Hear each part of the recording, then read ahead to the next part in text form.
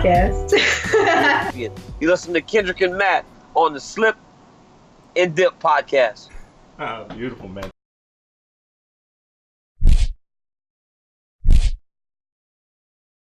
Woo! Slip and Dip podcast, back in your life, episode 130. Kenny Johnson, Matthew Wells, fresh off UFC 246, McGregor versus Cowboy. Conor McGregor let the world know he still has the potential to be that guy. 43-second KO of Cowboy Cerrone, all but to me in his career unofficially, and we'll see what's up for McGregor. Got an action-packed show as always, kicking it off with one killer gorilla, Jared Cannonier, middleweight contender. Also boxing champion Caleb Plant, who'll be back in the ring February 15th. And the guy who, besides Conor McGregor, might be the most talked about person in MMA this week, journalist Morgan Campbell, probably name don't ring a bell for a lot of y'all. He's the guy that asked the sexual assault question at the press conference last week that caused all kinds of controversy in MMA circles. Yeah, just for doing his job. But yeah, we talked to him at length about that. So you guys are really going to enjoy that and hear his side of the story, so to speak. We don't shy away from controversy here in the Slip and Dip. No, we don't.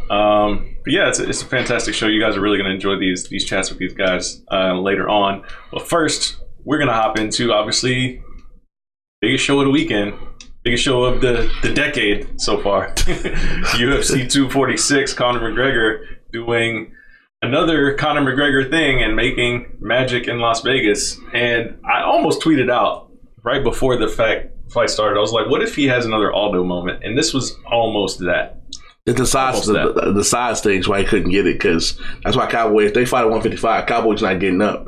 That's almost an instant knockout. Yeah, I mean, the shoulder strikes were, I mean, we've seen shoulder strikes before. We see them all the time. Not all the time, but we've seen them from multiple fighters. John Jones probably the most famous, but if you watch enough MMA, you see shoulder strikes.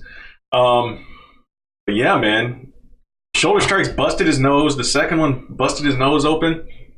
In that head kick. Yeah. I'm not surprised that it went down that way. I'm just surprised that I'm not either. I'm surprised it happened that quickly. I was going to give him to the second round. Late second, early third. I always had it going into the first because Conor McGregor is the first.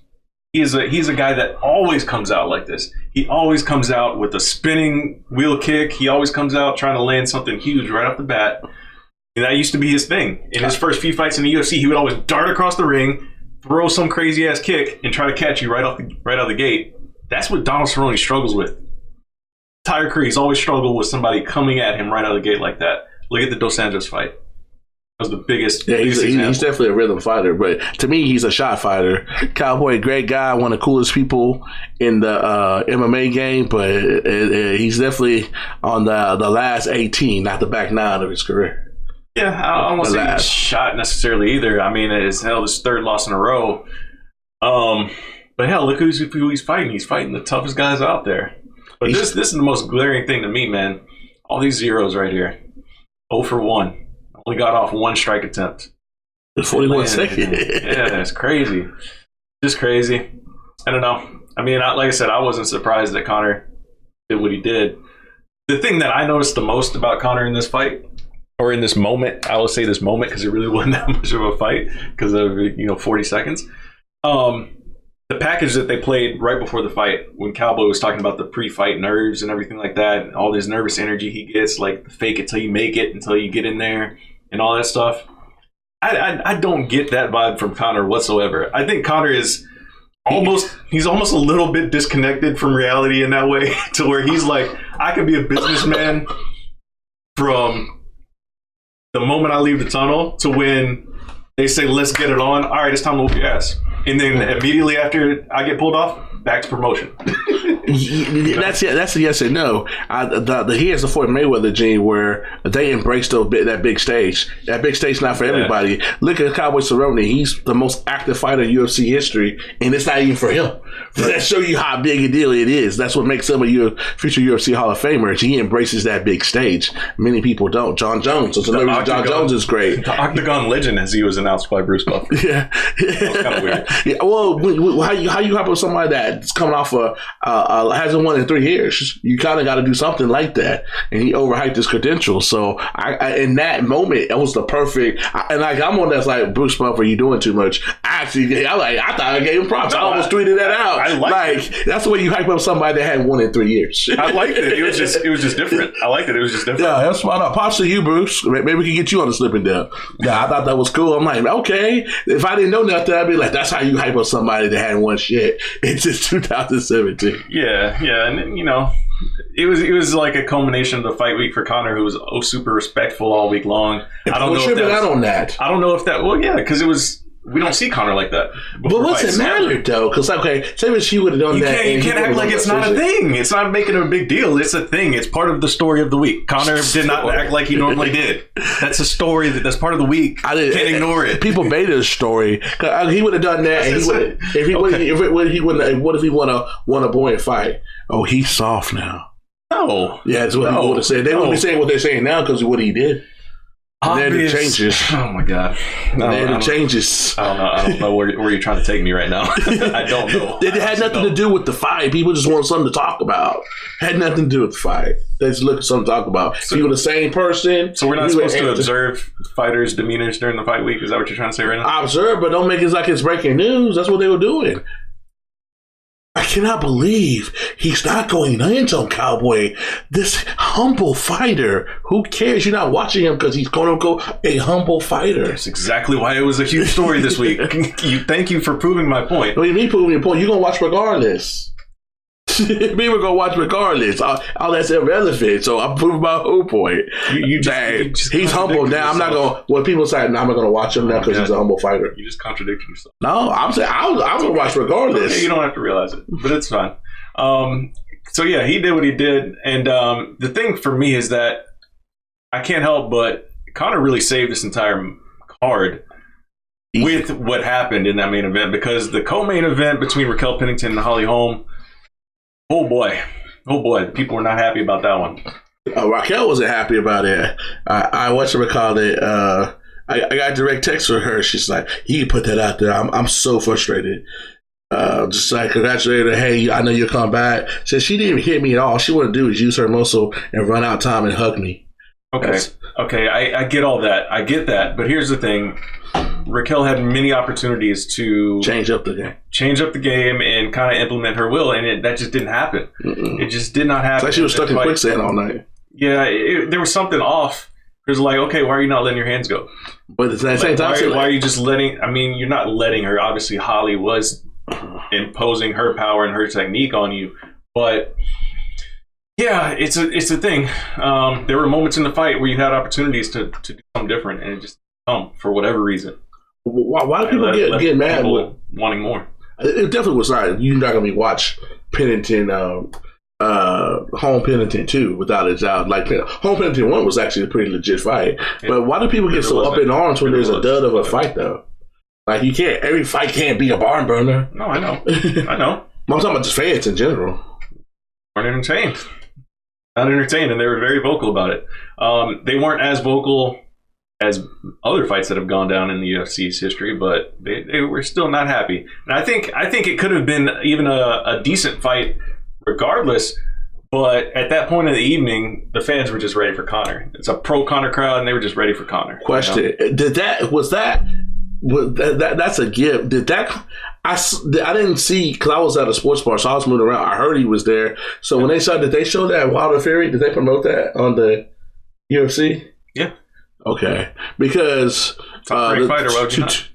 Top ranked fighter on ESPN broadcast, why would you not? Yeah, but here's what people don't realize is I know you alluded to it off air.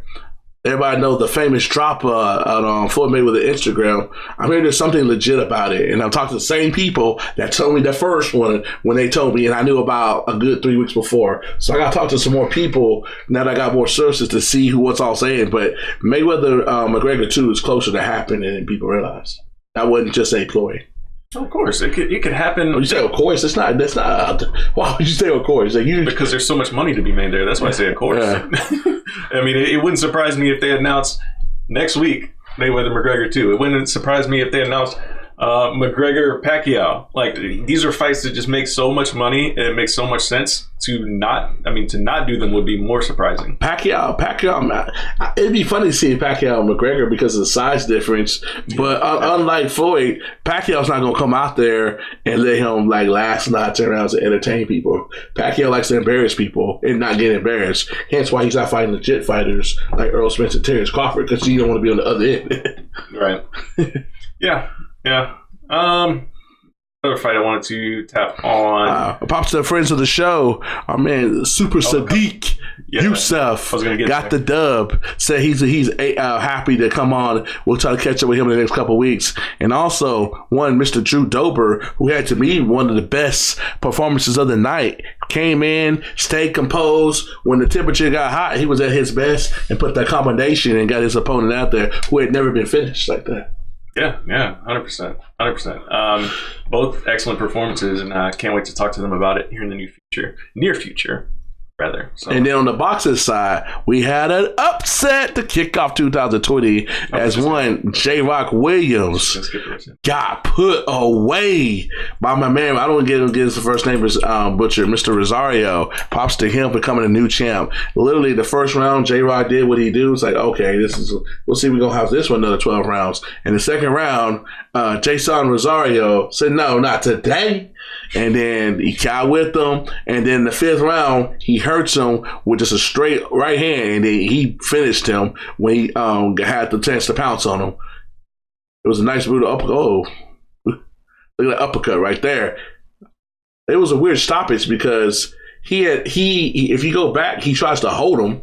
And like he tackled him, tried to hold him. There you go, right? Move. Good job, man. It's like he legitimately was knocked down. He had no arms, but this uppercut said, "Thank you, give me this belt." Right up to that right uppercut.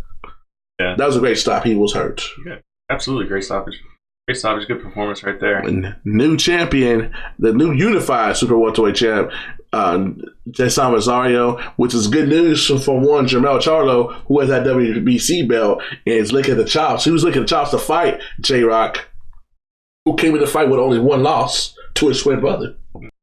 I did want to talk about these fights that got announced officially. I mean, they were already on the horizon. And my man's amped. Woodley versus Edwards is official, and I'm glad because that's a hell of a fight that I really, really want to see. That's probably my favorite fight on the schedule. For so real? Far announced, yes, absolutely. I don't think it's. I think it's gonna be a good fight from a technical. They're gonna be playing chess, but it's not gonna be appealing to most fans. I don't care about most fans. Don't care about most fans. Yeah. But the fight right below it here on the screen, Adesanya Romero is the one that I'm amped up about because this officially kills. I'm just talking about Edwards and Woodley. My bad, bro. No, I'm amped up about Woodley Edwards because I think that's going to be a hell of a fight. But Adesanya Romero for the middleweight title is just I can't get on board with this, man. And I get Adesanya wants to fight Romero. I get it, but so have many other champions in the past wanted to fight contenders, but they've had to have it make sense for meritocracy. If the belt is to mean something, the belt is supposed to mean you're at the top of the game, you're at the peak of your career, you're winning fights, nobody can touch you. It's time for me to hold this piece of equipment that recognizes me as the guy at the top of the game. If Romero, who has lost his last 2 fights and has missed weight 2 out of his last 3 fights, gets a title shot, that kills all meritocracy in the sport. Kills it. It's dead. Look who he lost to, though. It's dead. If you full disclosure. What? Look who he lost to, though. He lost them. He lost the fights, and he didn't make weight. How are you going to justify this in any way? I ain't justified it. Okay, you can't justify it. And I know Dana tried to do that last night at the post-fight little scrum, but he tried to justify it by saying nobody wants to fight Romero. Why is that Adesanya's problem? I mean, listen, I get it. If nobody wants to fight Romero and if all the other people are hurt, yeah, that makes sense. But the problem is all the other people are not hurt. There's one guy who is happening to be on this show today who is very healthy and very ready to take a fight and is very much on a winning streak, and Jared Cannonier. So that is that. Romero get one win, and then the title fight would make sense. But hey, I mean, like 47 years old, so I guess get him a title shot now. Whatever. I want to see Adesanya kill a gorilla by the end of 2020. That will likely happen, I think. There's a good possibility for it, so how it goes. Oh yeah, shout out to one more guy. Great performance. Carlos Ferreira. Man, took out Pettis, and this is the thing that a lot of people didn't even realize. A lot of people didn't even realize that Diego was the favorite in this fight in the betting window. So shout out to him, and he really came in there with a solid game plan. Shout out to guys at Coach J Force MMA for coming up with the plan to take out former champ and Anthony Showtime Pettis in spectacular fashion, man. Strong game plan. So shout out to you guys. What else do we have? The UFC is heading back to North Carolina for a heavyweight main event. Should be pretty exciting. Next week, we always give it to you raw and uncut here in the Slip and Dip podcast. We got one of the top female fighters in the world today that just came off a hot victory. Will be confirmed. And we got someone I've been wanting to get on the show. If I have a top five, he's in the top five. He's a former title contender. He's currently not fighting the UFC, but has a huge profile. We're working on some things to get him on. So please stay tuned. Next week, it will be ON on the Slip and Dip. All right. Smash that like button on the video. Hit the subscribe if you haven't already. We appreciate you guys rocking with us week in and week out as we continue to just bring you great content. You're going to enjoy these interviews here. Jared Cannonier, Caleb Plant, and Morgan Campbell. Until next week. Peace. Please welcome back to the Slip and Dip podcast.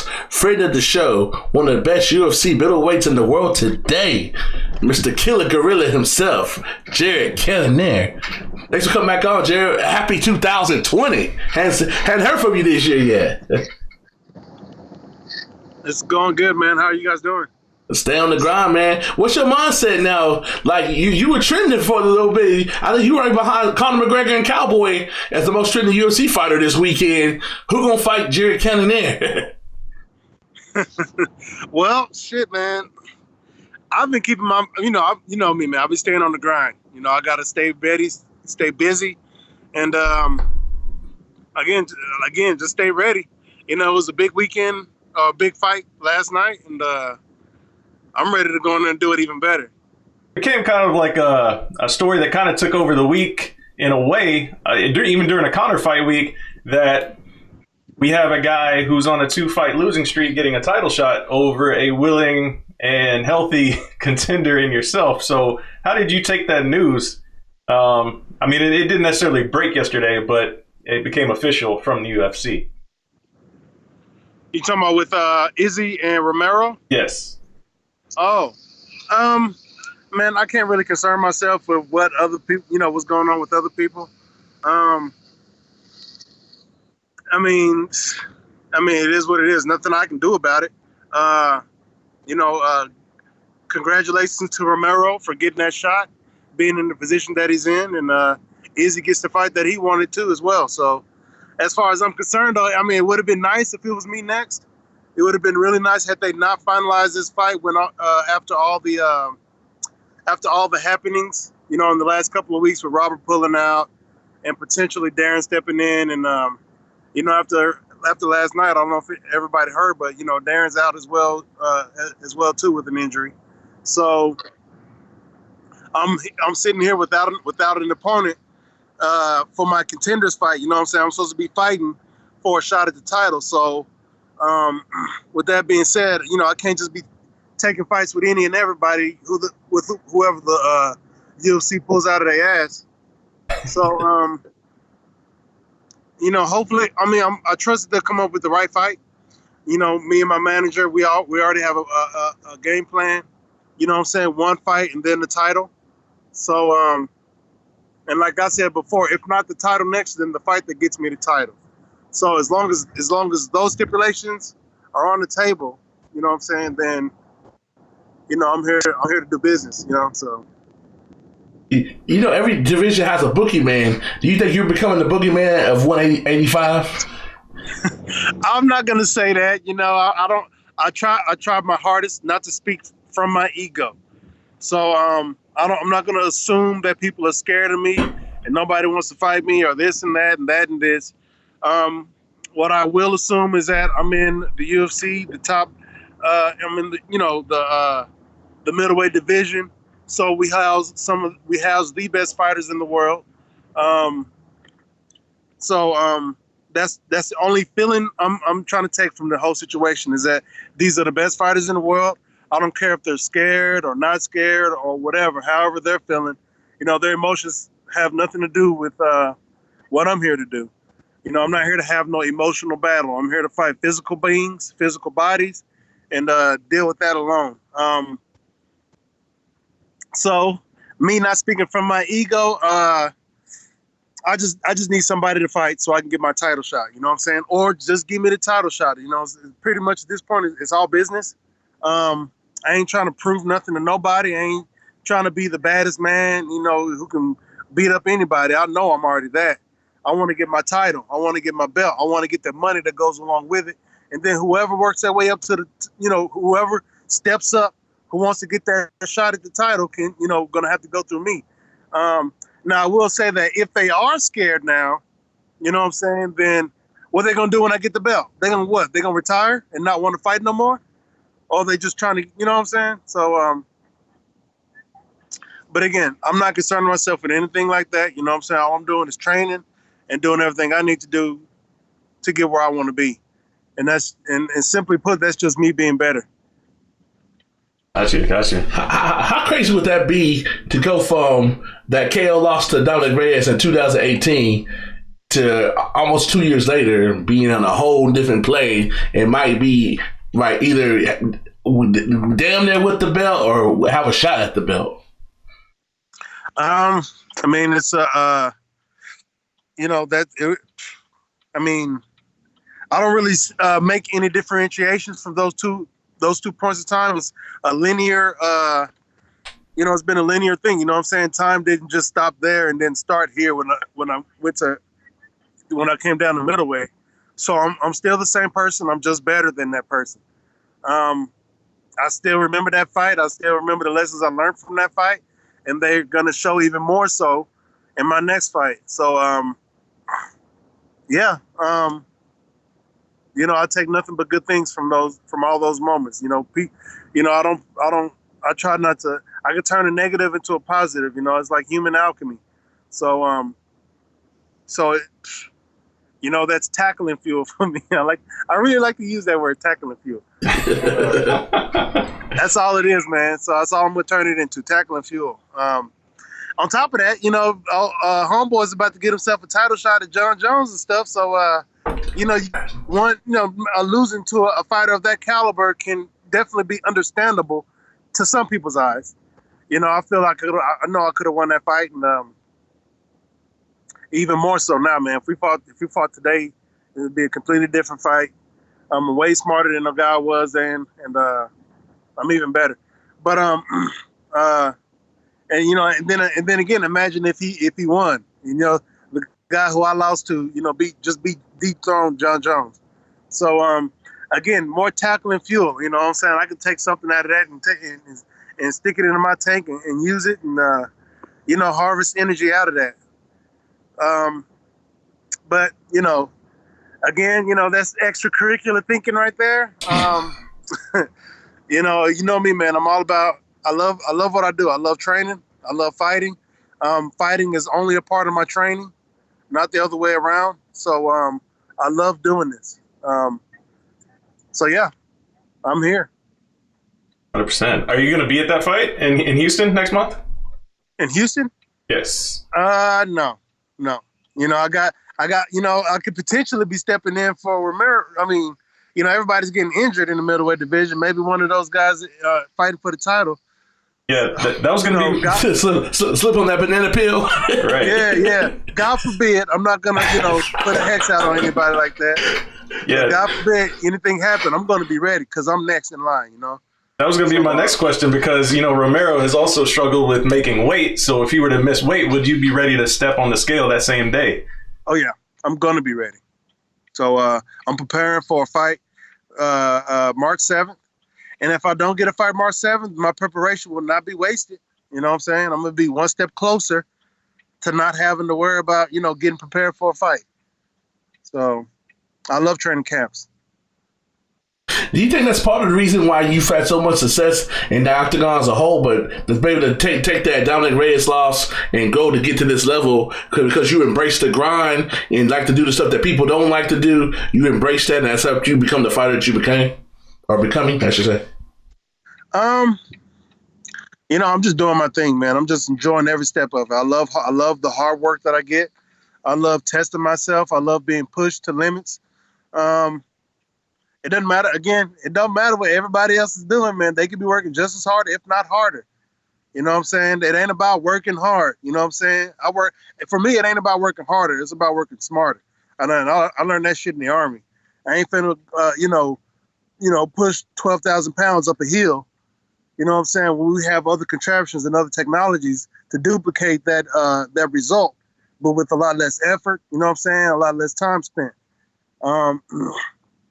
So I'm all about efficiency. If you look at my fight style, it's about being efficient. You know what I'm saying? I don't throw away too many shots. My punch count isn't exactly high, but my percentage is.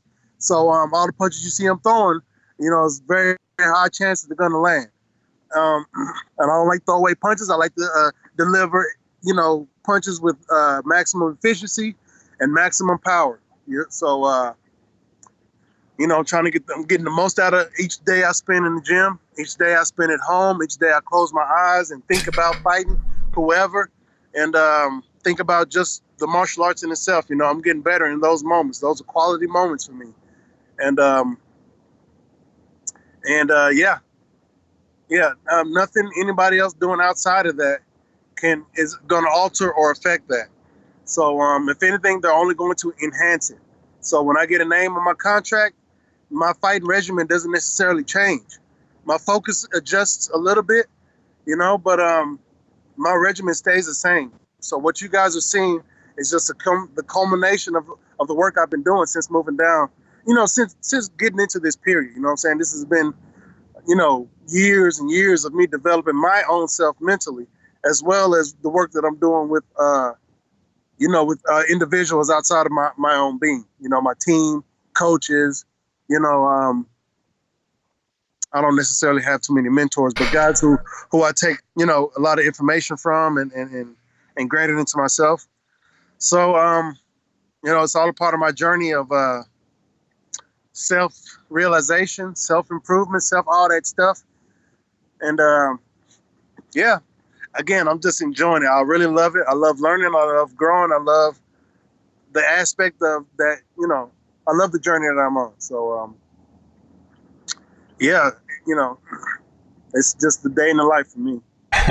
It's been quite an interesting journey. And part of what happened, I guess, last night at UFC 246 reminded me of you in a way, because as soon as Conor got done with his fight, he got on the mic and said he was, he broke the record for having finishes in 3 weight divisions. And I was like, no, there's somebody else out there. There's actually 2 people that I know of, yourself and Vitor Belfort. So I'm not sure. Did you hear him say that? And were you like, hey, bro, nah, I did that too?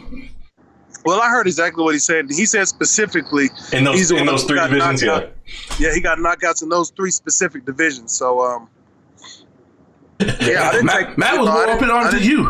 I was, bro. I'm just saying, don't be out here making false claims in the streets, man. There's more people doing big things like that. So, yeah.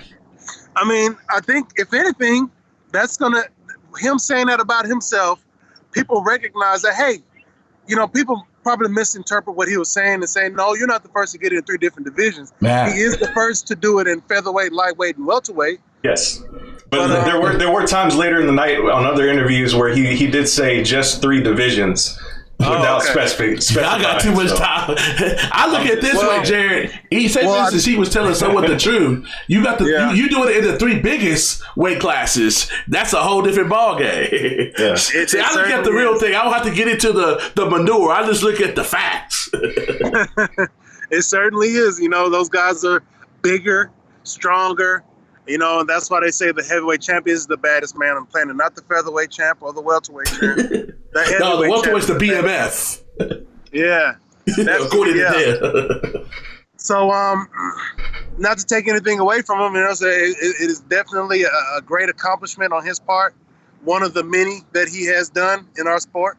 So, hats off to him for doing that, for doing it in such an impressive fashion, man. That dude looked like he was so on point. It was completely effortless. But it looked effortless. He made it look easy.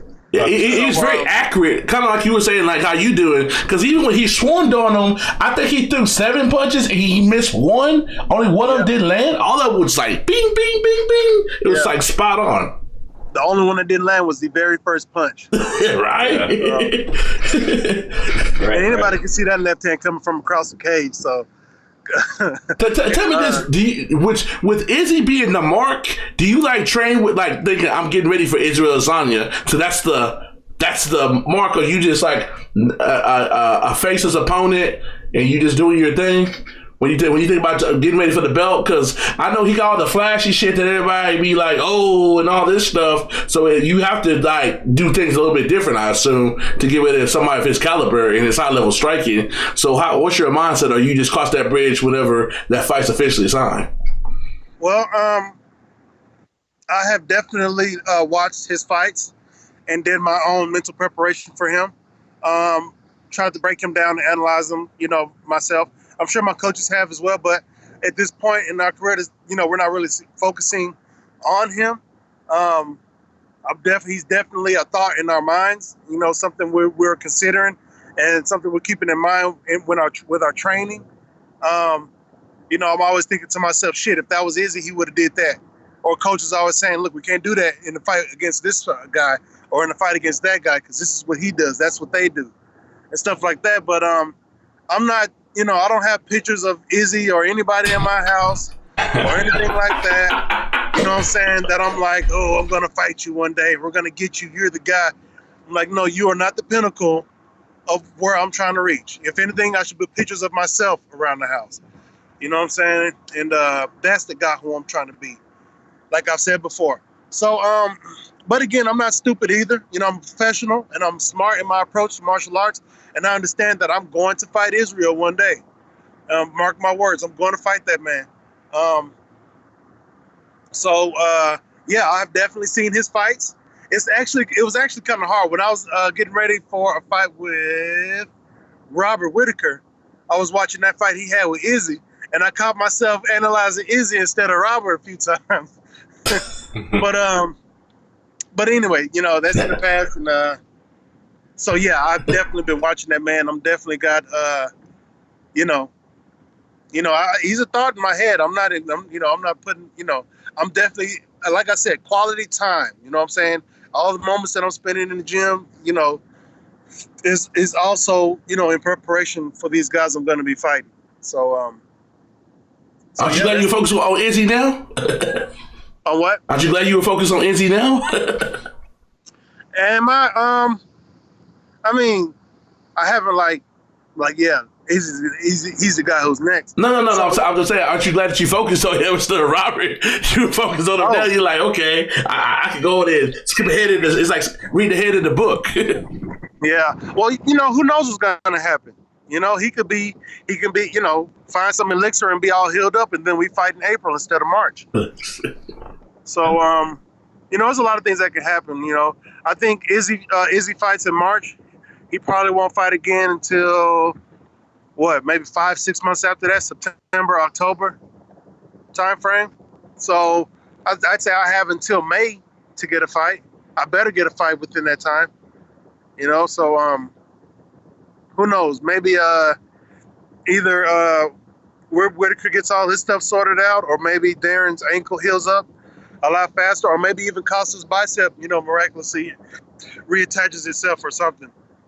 Then we got to fight, a contenders fight. Or, like I said, somebody slips on a banana, and here I am, ready to swoop in and save the day again. 100%. Now, have you, or did you hear the details on what, forced Whitaker out of your fight?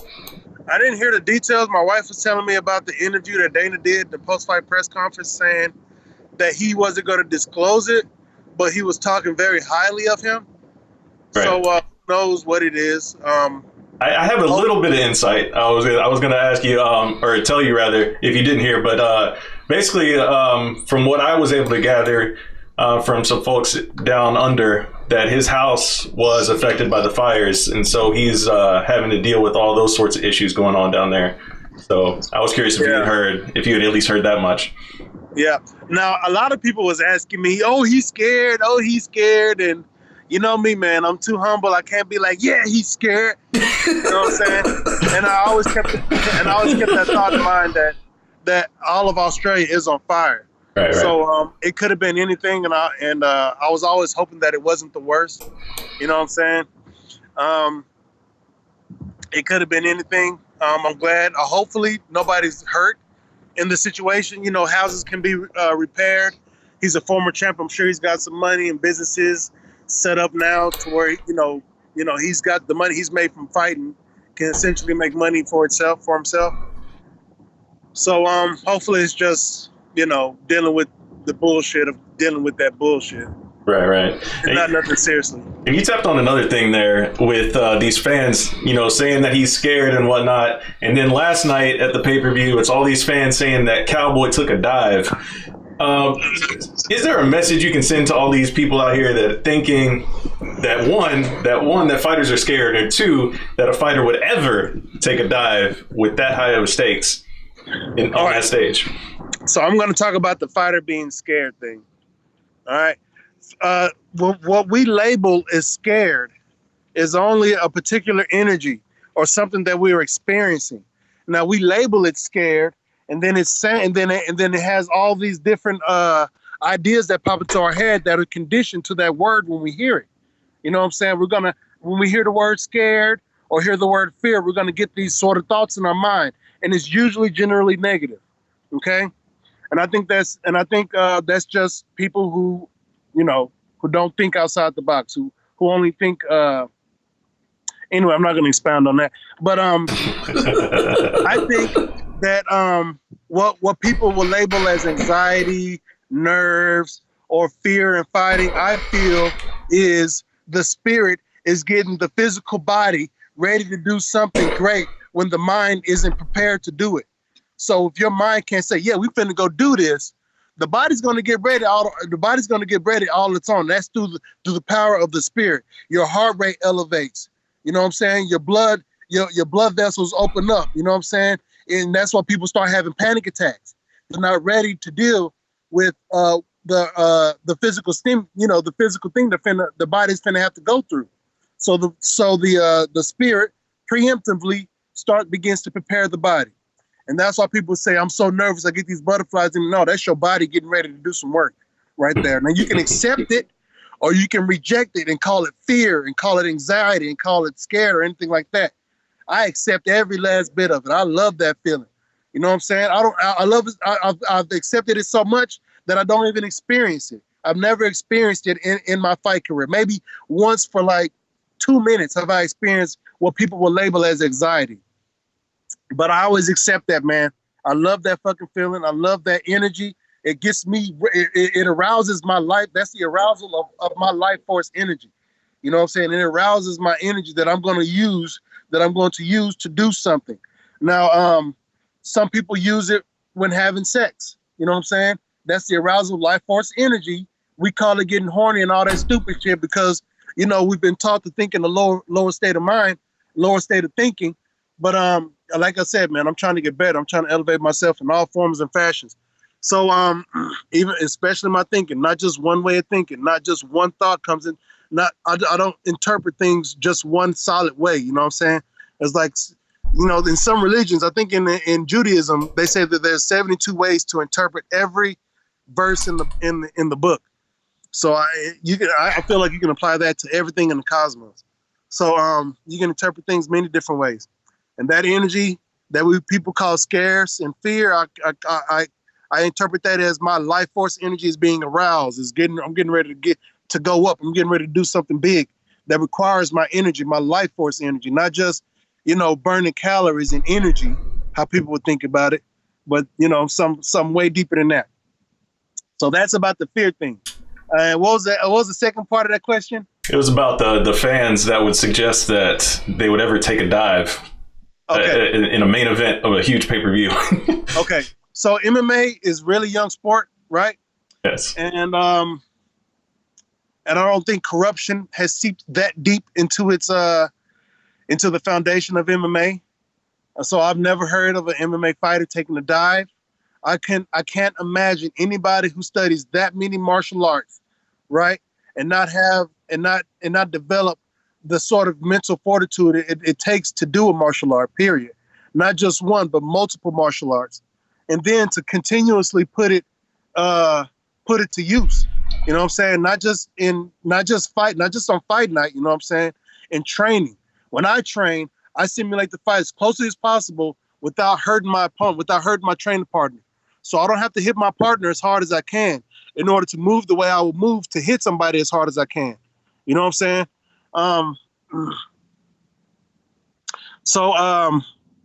Fuck, I done lost my train of thought. That's tight, man.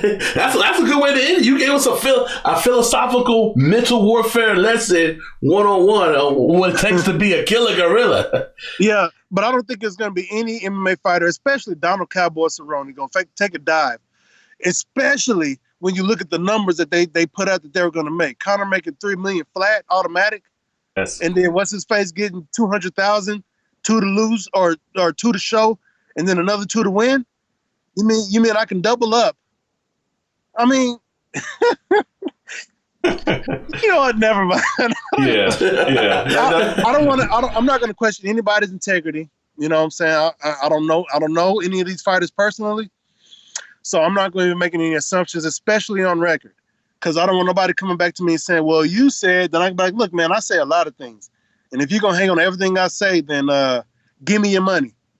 That's the killer gorilla himself. One Jared Cannonier. Jared, just remember, whenever you get that call, please call the Slip and Dip and tell us what the plan is for your next fight. I got you. All right, man. Thanks for coming on again, brother. We appreciate the time, and enjoy the rest of your evening, brother. We'll be in touch. Thank you. You're welcome. Talk to you guys later. Peace.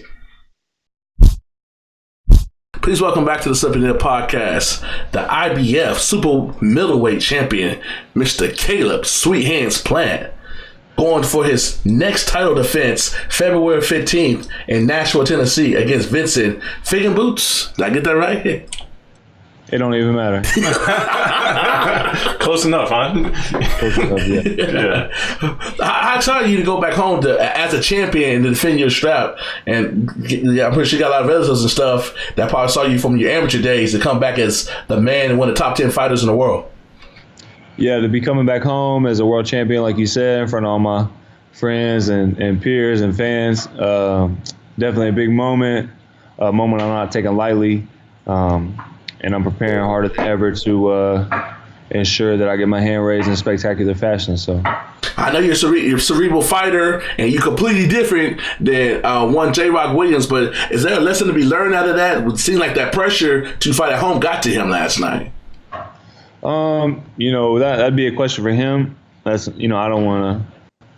I don't know what it was, I'm more for you, like the mindset, like kind of not following those traps and all the extra pressures and relatives want tickets and stuff that you usually don't have to deal with when you fight in Las Vegas, I'm pretty sure.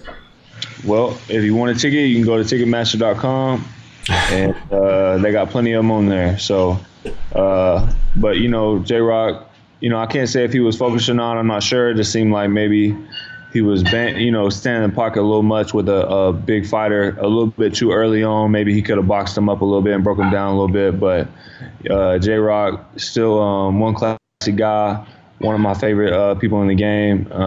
He still got my support. So. Let people know, like, besides being like your hands sweet plants, sweet hands plant is not just a nickname. That your hands are legitly is like for instance, when you fought Mike Lee, you could have came out there and probably just straight bully him, but you use your skill and your speed and those sweet hands to get him up out of there. Gives people inside the work that you put in inside the ring and the training camps to put on performances consistently like that.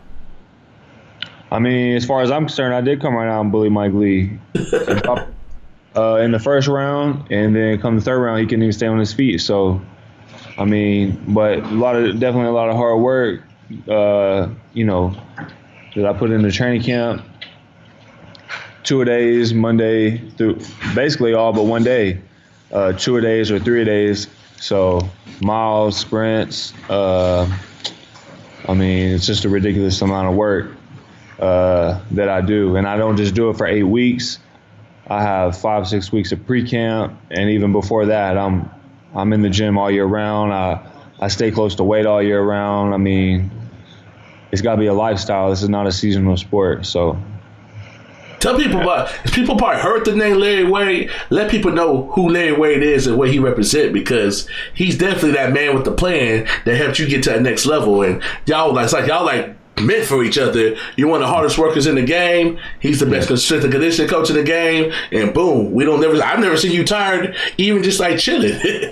Yeah, just, you know, he a great strength and conditioning coach. You know, I've been a phenomenal boxer.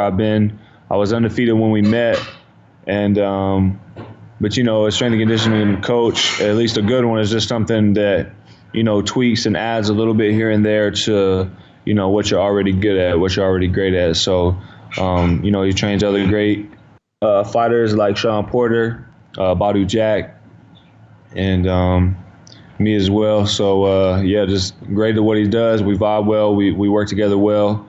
He's all about the hard work and smart work. I'm all about the hard work. So it's just feeding off each other, really. So, like, at this point in your career, like, these guys that you're fighting now, like you said a second ago, like, it don't even matter, you know, pronouncing his last name right. So, like, how much time do you guys, I guess, adjust, or how much do you guys adjust the camp for a guy like who you're about to fight in Figgenbots? I mean, we knew who he was fighting. You know, you become a champion, you get a voluntary defense, and then you got to do your mandatory. So that's not a new rule that just came along for Caleb Plant. That's a rule that's been in place for probably since before either of us were even thought of. So I have my voluntary defense with Mike Lee. Now I have my mandatory with Vincent. So I kind of had you know, an idea that we were going to fight. Like I said, I'm in the gym all year round, but 8 weeks is, you know, the official start of a world title training camp. Focused on him. I know he's a rough, tough guy. I know he's coming to fight. I know he's coming to try and knock me out. But so is everyone else that I fought. So it's easy to talk about it. For sure. I have to bring up his name because every time I put off his name in the past and other people, I know you kind of get annoyed. How big a deal is to get that fight with David Vides once and for all, so y'all can settle that? Because I know you get tired of hearing his name come up. It's going to happen until you actually finally get that fight signed and sealed. Well, if you know it's annoying me, but you keep bringing it up. I gotta ask, man. Y'all the two at 168 that everybody want to see. No, but you know that I want that fight, and you know that I've been asking for that fight, and you know that I ain't ducking or dodging nobody. So other than that, I really can't do anything about it. So I'm not a matchmaker. I'm not a promoter. I'm not a manager. I'm not an advisor. And I only have 19 fights. So it's not like I get to pick and choose who I fight, when I fight, where I fight. You know, so when you only on the job, you know, when somebody's only on the job for so long, they're not picking and choosing what hours they come into work. They're not choosing their pay. They're not choosing when and where. They have to come and do the job that's set in front of them. And as of right now, I'm sure y'all don't know too many fighters who only have 19 fights who get to pick and choose exactly when and where and what they do. So until I'm in that position, or until you know, it's forced, then all I can do is keep asking for it. You've heard, you know, I know you've heard me. You know that I want it. So anything besides that, you know what I'm saying? I really can't give you an answer. I want to fight him. When he won the world title against Ronald Reveal, there was only one person standing at the bottom of the stairs. So as soon as he got down, could ask him for a fight, and that was me. So, you know, really ain't much else I can do besides that. Are you intrigued to the fact that people are trying to spin Canelo in y'all division and like, oh, he's going to come and take over 168? I mean, it sounds good. How much does that bother you personally that people just overlooking? Y'all, it's like, oh, Canelo's coming in there. He's going to get all the belts. Like, I'm thinking, like, he's going to catch some smoke at 168. I keep telling people. Well, a lot of people said Jose was going to beat me too, so they can say what they want. A lot of people got a lot of things to say. So, but until that bell rings and they get in front of me, you know what I'm saying, it's a different story. So Canelo, he's a great champion. He's done a lot of great things in boxing. I've taken nothing from him. He's no scrub by any means. But as far as him beating me, we just have to agree to disagree because ain't nobody at 168 beat me. I'm the best super middleweight in the world, and I'm going to prove it February 15th. If I can get a unification match with David Benavidez, I'll prove it there. And then I'll become unified world champ. Maybe Canelo can beat Billy Joe Saunders and Callum Smith and become unified, and then we can fight for all the marbles. So what's like the goal for 2020 then? You know, new year, new decade. You got this first fight scheduled. Is it to get that unification bout, or is it to, I guess, gain some more of that power that you were just speaking of a minute ago, to where you can start calling your shots? You know, I'm pressing for a unification match. That's what I want. I'm not here, you know, I'm in this for legacy. I'm in this for respect. So if you follow that, you win all your fights, then the money and all that other stuff will come with it. So I'm focused on legacy. So I want unification matches. I want big fights. But it takes two to dance. You know what I'm saying? I can't be the only one in the ring. It takes somebody else to say, okay. And, you know, I guess there's powers that be that, you know, maybe want to build fights because maybe he don't got a lot of fights and I ain't got a lot of fights. So it's like they're trying to build it. But I'm not really interested in waiting and building it. I think we should just go ahead and figure it out now and see what's what and who's who. But until then, I just got to keep fighting the people and beating the people that they put in front of me, which I have, and I plan on, you know, continuing to do so. Does it excite you, like, when you walk in the room? I know you're a real dude. That's one of the reasons why we click. That people don't realize, like, this is not a game to you. You stay lit 24/7. This is, like you said, this is a lifestyle. And a lot of people don't view it as that so they see you and they're thinking like, oh, he's just on talking, just doing that, and like they don't know that you about that life. I mean, again, you know, people gonna think what they want. They're gonna say what they want. I know there's a lot of people who do like me. I know there's quite a few people who don't like me. But I'd rather, you know, be hated or not liked for who I am than to be fake and be somebody, you know, that I'm not and be loved for that. So, you know, either way, half the people gonna hate you. You might as well just be yourself.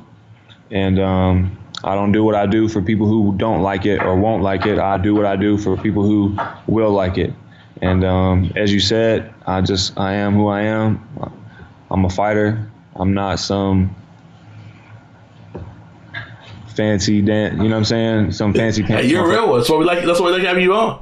That's what I do. I fight. That's what I like to do. I like to fight. So that's it. For you to be satisfied, you have to get. Of course, you got ultimate goals. Get the hand raised at the end of the day. But you have to stop this guy coming back home for you to get that full satisfaction, or you just want to get the hand raised at the end of the day. I mean, at the end of the day, it's about winning. And then at the end of the day, it's about hitting and not getting hit. But I'm going to knock this dude out. So this fight's not going 12 rounds. I said that I beat Porky Medina with ease. I did. I said I would beat Jose hands down. I did. I said that I'd stop Mike Lee. I did. And now I'm telling you that I'm going to stop Vincent. So you should take my word on it. Hey, how you made me believe it? Because I knew you were going to stop Mike Lee, but you said third round. I'm like, man, I could have bet some money putting that third round. 100%. Are you one of those guys that bets on yourself? Like literally places money down? Because we know some fighters like to do that.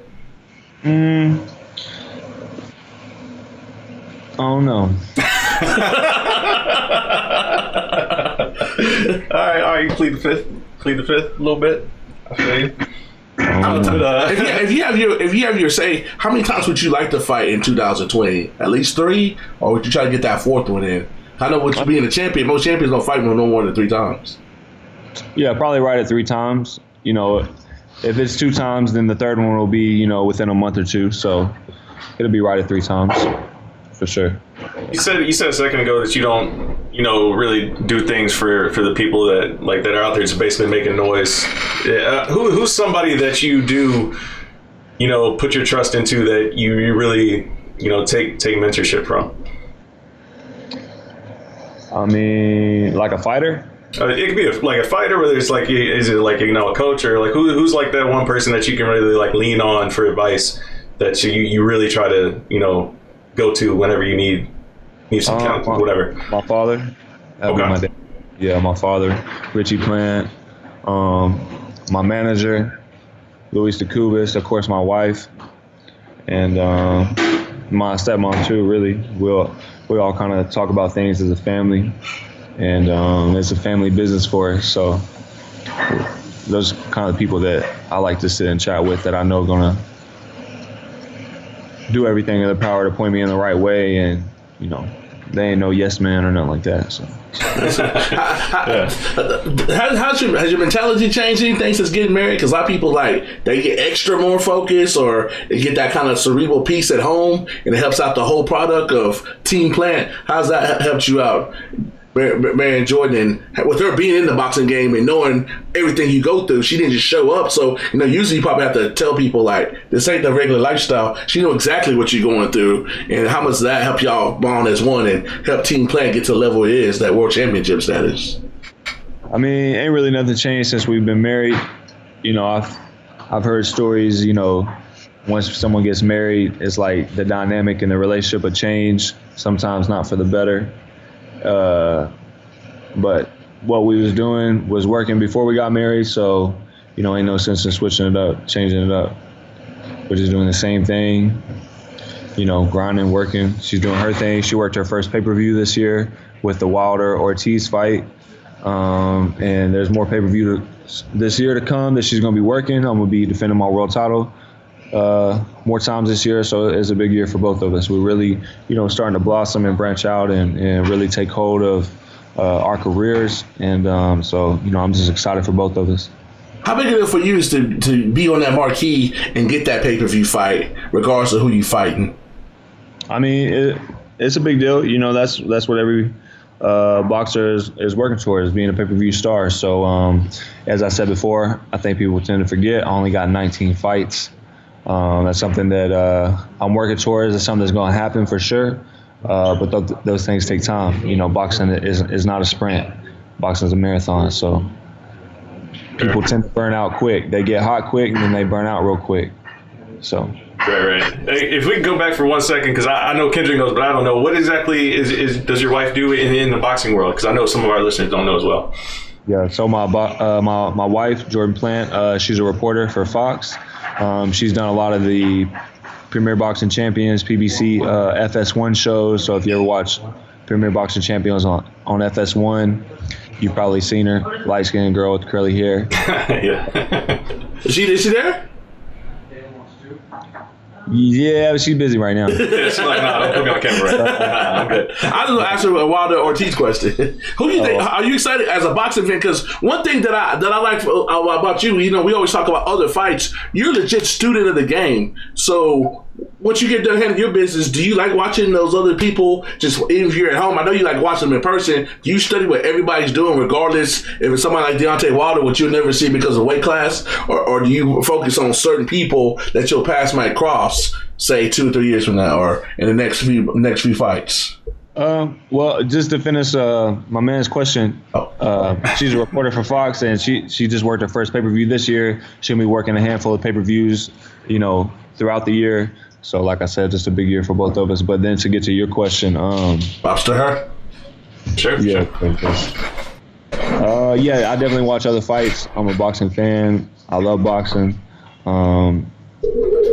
As I said, this is like a family business. It's all my dad and my stepmom D. That's all they watch. That's all they do. Jordan works in boxing. I'm a pro boxer. I mean, we eat, sleep, live boxing. That's all we do, really. So I definitely watch a lot of the other fights, different weight classes. We watch old fights, study fights, just, yeah. So who's your best fighter of all time? Your favorite fighter of all time, and your favorite fighter currently not named Caleb Plant? Well, my favorite fighter of all time is Caleb Plant. There you go. Like it. But other than myself, I really like Floyd Mayweather. I like Roy Jones. I like James Toney. I like Meldrick Taylor. I like Hector Camacho. I like Andre Ward. Really like Andre Ward. Sugar Ray Leonard. Roberto Duran. Those are like some of the main people that I really like to watch. So let me ask you this about, did you watch the Conor McGregor fight last night? I was on a run, but we got to play it back when I got back from my run. Yeah. Okay, since you mentioned Floyd there a second ago, what did you make of Floyd, like immediately after the fact, putting out this little poster on his Instagram, calling out for the second fight? I mean, because it's almost that he's like at this point in his career where he's just trying to find these opportunities to just cash out. And what do you think about that? I mean, if either one of us were able to do that, I'm sure we hop on it. Hey, I agree. If you're ever able to build, if you're ever able to start your own business and build your own business up, and then have you and your business an opportunity where you could cash out over and over and over and over and over again. There's no one who's listening to this or watching this or is tuned into this that would say, no, I wouldn't do that. So, I mean, you may not like it, but you really ain't gotta like it. You know what I'm saying? Probably gonna be in anyway. So, it brings more eyes to the sport. It brings more fans to the sport. That's like, a lot of people are mad at these YouTubers, but if you were able to do the same thing, you can't tell me that you wouldn't do it. And at the same time, it's bringing more fans to the sport, more eyes to the sport. So, your flame ain't gonna get put out. Just because somebody else's candle is lit, that don't mean that your flame gets put out. So that's true. That's a good point. That's good advice right there, especially in the boxing game where everybody thinks there's not enough cake for everybody to go around. As far as I'm concerned, there's plenty of cake. So, and now I changed my check. My check's still the same. Yeah, my only issue with the YouTuber fight thing was that they were the main event on top of world champions. You know what I'm saying? It's like these are guys that have been grinding all their life, and then all of a sudden, these guys just show up trying to do an elaborate YouTube video, and they push you to the undercard. Yeah, I can definitely see from different angles, but at the same time, when it's you who's bringing those people in, and don't get me wrong, because it's like I think they was even after Devin Haney. Yeah, that's Devin what I'm saying. Haney, that's one of my buddies. You know what I'm saying? That's one of my bros. So, but when you have that type of leverage, it's kind of hard for it to be any other way, really. But I can definitely see from that angle. You know what I'm saying, and see how that would be annoying or frustrating to some people.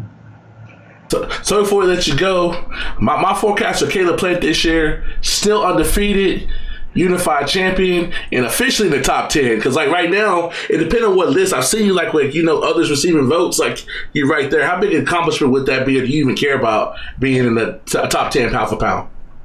Yeah, definitely. Well, first off, you're a smart man. Remember last year? I told you last year. Remember? We had a secret conversation in Las Vegas, and boom, hey, I know Tyler when I see it, but then I know that I see the work that you put in, which a lot of people don't realize. They just think you just show up like Houdini on fight night and be putting on these performances. Like I said, you legitimately live that lifestyle. That's not an act. No. As we know, there's a lot of actors in boxing. Oh yeah, a lot of actors, a lot of phonies, but yeah, I definitely want to be pound for pound list. Like I said, legacy. I want my accolades. I want to have enough accolades, and my accolades to be big enough that that is written in stone. So I'm trying to become immortalized in the sport. That's our man Caleb Plant, the IBF super middleweight champ of the world. He'll be back in the ring February 15th. That's gonna be on Fox, right? I'm almost 95% sure. Yep, no, right on Fox. Everybody's got it, so you ain't got no excuses. Tune in February 15th. I'm knocking his lips clean off his face. I know it's your third. It's the third in a row, the headline, right? Third fight in a row. Yeah. Third headline. So when you start hearing this man, you start seeing him on TV on these Fox promos. Remember the team that gave you the plan to let you know Caleb Plant is that guy. Yes, sir. Thank you. Please welcome to the Slip and Dip podcast, a special guest. I didn't even know he existed because I know every brother that's covering a UFC fight, and I've been covering it for 6 years. So I see him pop up on screen. I'm like, man, I need that brother on the Slip and Dip. So we're going to deliver it to you right now. Mr. Morgan Campbell, award-winning national reporter, formerly of the Toronto Star and the Sports Prism, and the man that asked the most controversial question of UFC 246 Fight Week. Thanks for coming on, man. Anytime. Just give some insight to get that note that going viral. Hold on, because I want to tell you how important recording this podcast is to me. I'm actually going to miss 90 Day Fiance.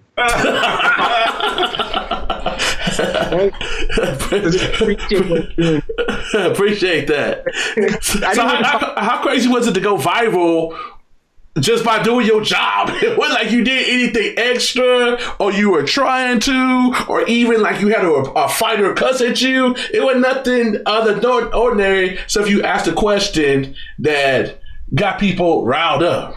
Well, one, as we were discussing offline, to the extent that this thing went viral, I did not realize it, because going to the news conference, I knew what to expect, because I knew I had to ask that question. And there's a lot of I can't get into about like behind the scenes stuff, but I will say this: like Conor and the UFC knew I was asking that question, and they knew I had other questions that had nothing to do with that question, but they knew I was going to ask that question. And like, to me, when you're that famous as an individual, as an organization, but you also know you have this unresolved legal issue, if you have good lawyers, they're going to tell you what to say to that question, because they know the question is going to come up. And so, like, if you're not prepared for that question, like, that's not the reporter's fault. Like, you got to know the question is coming. And those guys did, in fact, know the question is coming. Conor McGregor knew the question was coming, or his people knew. And if his people didn't tell him, that's their fault. And then, like, Dana White knew the question was coming. And so, knowing that I wasn't going to have a chance to ask those questions before the news conference, which would have been ideal, I was like, okay, well, I guess I got to ask this question at the news conference. So let me preemptively change my Twitter settings to just block out as many alerts as possible. Because I know once I ask this, like, it's only a matter of time before people figure out who I am. And then, like, I knew, like, the fans were going to hit me up on Twitter, calling me all kinds of names. Because the thing is, when you cover the fights, whether it's boxing or mixed martial arts, like, if at least once a year you're not in some situation where fans are challenging you to fights and the fighters are mad at you or whatever, like, if that doesn't happen to you once a year, you're not doing it right. Boom. I've been in that boat, because I do both sides of it. I will say this: boxing people are more about that life. Like, yes. the only couple of times I thought I was going to swing were in a boxing setting. I'd say that. They about that life. People in MMA gonna troll and talk. People in boxing about that life. They may go down swinging, but they will legitimately try to take a swipe at you. But so I knew. So it's a roundabout way of answering your question. But to answer your question, I figured my social media would pop once this happened, because I'm sitting here. I'm in the hotel room in Las Vegas. Got it on ESPN, and ESPN's like, yeah, we're getting ready to head to the Conor McGregor Donald Cerrone news conference, and they're showing all these clips of like Conor McGregor acting up at past news conferences, and they're really trying to prime the audience to expect like drama and madness. I'm like, oh great, because this is what I'm walking into, and it's gonna be all his fans there. So when I got up to ask the question, the people started booing, which I expected. Cerrone tried to cut me off, which I didn't expect, but I understand, because, listen. He's like, you mess with my money. Conor McGregor's putting a lot of money in Donald Cerrone's pocket. I ain't making any money for Donald Cerrone. And then, Dana White interceded, and I finally got the question out, and I got the follow-up question out, and then that was that. But I knew afterwards that, like, my social media engagement would pick up. But again, I had already, and plus, again, as I was saying, I was there on assignment for the New York Times. We're in Las Vegas, so Las Vegas is 3 hours behind. So this is like late afternoon, early evening Las Vegas time, but it's nighttime in New York, and we got deadlines. And so I just knew I didn't need I didn't need my phone buzzing and getting all these alerts when I'm on a tight deadline. So to the extent that it went viral, like some of the stuff naturally did filter through, but like the true extent to which like people were talking about, I'm still not quite aware, because I made this little bubble for myself. That's my advice to you: stay in that bubble, stay in there, because the outside of it, is disgusting. Because listen, let me tell you this, man. There's a lot of people that do not understand. That's my question, because he got more HSOs than me. I'm looking for more linear. He's more anticipatory, so I'll let him go. No, I was just gonna say, a lot of people that are commenting on the social media side, they don't understand the role of what we do when we're covering fights. Yes. Especially when you're on a deadline, right? And you have an assignment, like you have your ideas of what you're supposed to turn in, right? From your editor, I'm sure. Like, hey, this is the question I want you to ask. I'm not sure if that's how it went down on your end, but that's happened, right? Yeah, because it dealt with a sensitive legal issue. Exactly. We talked for a few days about how exactly to ask the question. Right. You know, and ask it like in the most neutral, like non-accusatory manner possible. Exactly. Like, it's not like I jumped up and said, "Hey, why'd you touch those girls, you pervert?" Yeah, no, exactly. But the thing is that people don't understand. Like, they were trying to point to, he addressed this on Ariel's little sit down earlier in the week. However, he didn't, because Ariel danced around the question. You specifically said the word sexual assault, which is what he's being accused of. And I like Ariel, and we talked afterwards. Like, Ariel was the first person to come pat me on the back.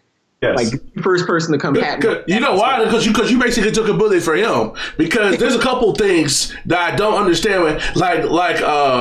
For my full disclosures, I covered more than just MMA box. I covered NBA. I do a little NFL, and I'll be telling Matt a lot of stuff that they have in place for situations like this, like writers associations and stuff. Even in boxing, it's like, these people in MMA don't get it. And then something like this happens, they want to point fingers and be up in arms. When if you had a writers association or something, you can get something like this with some progress and some meat to it, where now it's just a shit show, free for all, or you got somebody pat you on the back for taking that bullet for them, since everybody act like Ariel Helwani is the only MFer that knows anything about MMA. But that ain't none of my business, though. I'll go back to my point.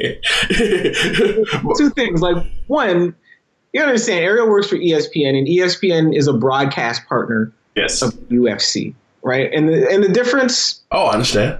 With the UFC and, say, the NFL, MLB, and all these other sports that show up on ESPN.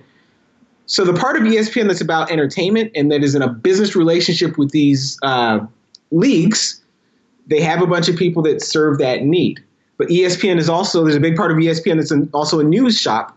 And they have journalists that investigate and just go after these stories and hit them hard, whether it's about steroids, gambling, whatever, as they relate to these various sports. But one group of people doesn't necessarily stop the other group of people from doing their job. Now, with the UFC, you have Ariel and the other guys, and they are very much part of the business partnership between the UFC and ESPN. But what you don't necessarily have over there yet is ESPN kind of devoting its journalistic resources to covering the UFC. So what happens is, like, you get a lot of really friendly interviews because these guys are business partners.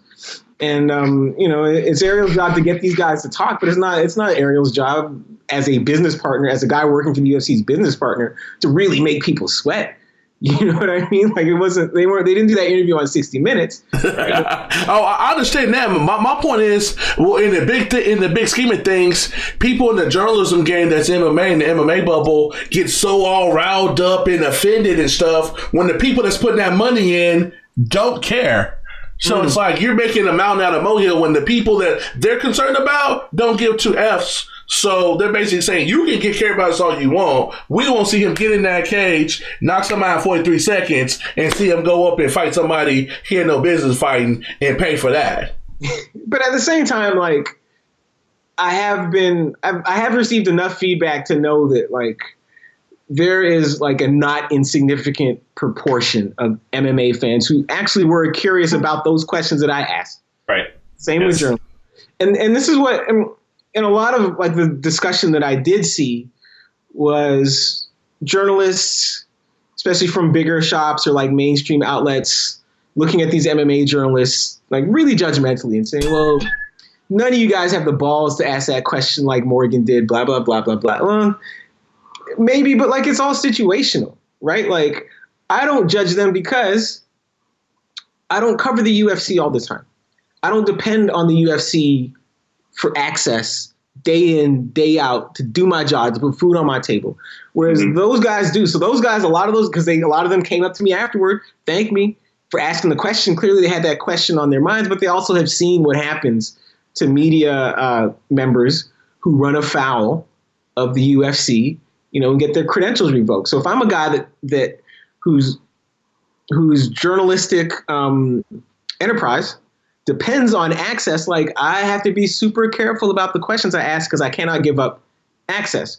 Whereas me, like I was on assignment from the New York Times, so people treat you a little bit differently. They give you leeway to piss them off. And like, because I don't follow the UFC from town to town to town doing this, like I don't need access to every single event. If worst case scenario, and this was never going to happen, but if like worst case scenario, the UFC had said, sorry, no credentials for you ever again. One, like that's a fight they're picking with the New York Times. Two, like the head of UFC's media relations, Dave Lockett, he is an NABJ member, really smart guy. Like, really? I learned something new. I didn't know that. That's how the game is played. He and I have been in discussion all week, so I understand. Like, and whatever, no one's taking any of this personally. But three, like, again, worst case scenario, if they say, hey, you're never covering an MMA fight again, or you're never covering a UFC fight again. Well, I guess I'm not. I like, oh well, I do other stuff. But other people that do this all the time, they don't have the leeway. So they appreciate when some outsider comes in and gets to shake things up, because now they can go and talk about this stuff because they didn't ask the question, but the answer's out there. The incident's out there. Hey, while it's out there, why don't we talk about it? But again, for them to ask the question, a lot of times this invites a level of scrutiny that makes it difficult for them to do their jobs. So I don't judge the MMA press corps like harshly for not coming in and asking that question, because I had the luxury of not being tied to, yeah. See, me and Matt have different views on that, because like we're both in the prior pants, you want to call it, but I guess because I see how other entities work, and it just trips me out that the people that cover MMA, they want to talk about boxing. I know it's completely different, but there's a reason the sport's been around damn near 100 years or 100 years plus. There's a reason the NFL celebrated this 100 years. Like, you don't have to take everything they do, but if you take a little here, a little there, there's a reason that they're billion-dollar conglomerates. There's a reason these boxers make more than these MMA fighters. Let's not do that. It's like it should be so commonplace. There's so many things in there, but people want to be completely different. And then you have a situation like this from covering the sport, which is only 25 years old. And it's like, when are we going to get on board to get something established so that this is not a big deal? This should not be a big story. Yeah, I just don't know that the writers have the power relative to the organization that they cover, right, to make that happen. So like the Baseball Writers Association of America, like, try that, see what happened. But listen, some of these dudes are ancient. Some of these dudes saw Babe Ruth play live. You know what I mean? Like, they come from a time when there was no TV, and the only way for teams to let the public know what they were doing was that these beat writers followed them around on the train from town to town, rode with them on the train. And so like these daily newspapers really helped build baseball into what it is. Same with boxing. And so a lot of that stuff is essentially grandfathered in, whereas the UFC really got big like in the internet era, where access is king. And so you can't really risk pissing people off. And the UFC is this big, this huge business. Whereas again, like BBWAA, Baseball Writers Association of America, like they date back to a time when newspapers and like the baseball teams were like similar sized businesses, right? Similar market capitalization, similar cost if I want to go buy the business. Whereas the UFC is worth several $1 billion and all these little websites are worth, a few thousand. So they don't really have that. I'm not going to say they don't have the power. It's just, it's a lot tougher for them to kind of gain that leverage. So that's the thing they're up against, and they don't have, there's so much inertia, right? Because you got to start now, 10, 15 years into UFC's reign as like this giant company. It's a lot tougher. And again, that's why I don't judge the rank and file of MMA journalists harshly for not jumping up every news conference and asking questions like this, because they have a lot more at risk. I was free to act because I'm a freelance writer working for the New York Times. UFC is not going to pick a fight with the New York Times over something like this, like in the big picture, like a pretty harmless question about a controversial topic, and a question that like anyone could reasonably have expected. Like if I'm doing something wrong ethically, yeah, they'll go ahead, they'll pick that fight because they know they can win. But I'm not doing something wrong. No one's going to go out of their way to pick a fight with me over that. I'd like to agree with you on that, but I've seen a lot of petty stuff go on behind the scenes from the UFC, and it's a lot. I've heard the stories too, but again, yes, it would be different if I was one of these people, if I was one of these journalists that like needed to be there all the time, and that was part of, and they had that power over me and my work. Right. It was like the New York Times. It's a really big organization. They cover a lot of stuff. And so if you're a sports league, like a fairly new sports league like the UFC, new relative to NBA, NFL, MLB, the fact that the New York Times is paying attention to you, that tells you you've arrived. 100%. Again, 100%. It's not to say that like Dana White or whoever is scared of the New York Times, but again, as much as Dana White sometimes loses it on media members and does petty stuff, he also is very media savvy. And again, like, he might be salty. He might not have been. I didn't get a chance to talk to him this week, but that's not a fight that's worth picking when the person wasn't doing anything wrong. Exactly. Again, if I had done something unethical, if I had snuck around, I don't know, went through Connor's garbage or some shit. Yeah, that's were you in the arena last night for the actual fight?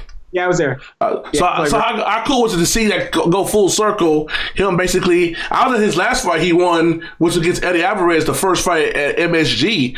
People don't realize he hadn't won in 3 years. So how cool was it to see his comeback official when he caught Cowboy surrounded with that kick and put him away?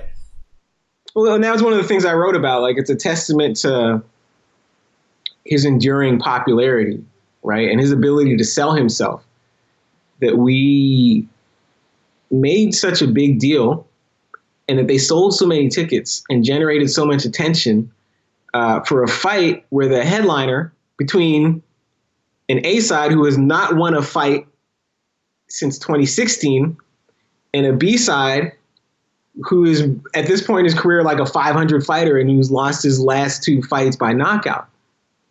You have 2 guys that are coming off of 2 losses, and it's a testament to McGregor's ability to sell himself and the UFC's ability to partner with ESPN and really amplify their message, that they're able to turn this into something that people felt they should care about. Like, in what other circumstance are you getting excited over a fight between a guy that hasn't won in 2 years, who's not won in 3 years, and a guy who's like on the downside of his career and has been knocked out twice very recently? Like, no other circumstance would that be, a fight that would do an $11 million gate.